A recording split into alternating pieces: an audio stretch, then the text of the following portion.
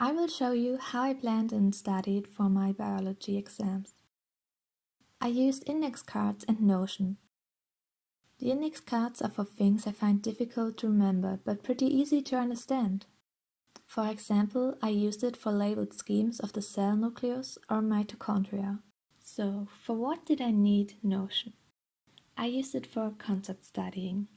Therefore, I've written all main topics down. You can use your notes or your syllabus for this. There's no need for every detail. For example, the topic C4 plants is an extension of the topic photosynthesis. So I only write the main topic down, photosynthesis. While writing down the topics, I rated them by giving them a specific color. Green means I know everything about it.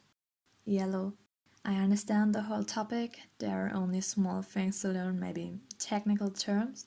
Orange, I need to get more involved in the concept, maybe find an example to explain it.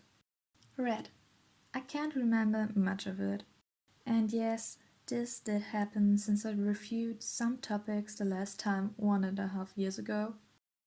So then I began by studying the lowest rated topics first, red and orange. Since you need breaks and don't study for, I don't know, an hour at a time, at least that's what I did, you can make a plan for your quote-unquote lesson for this hour.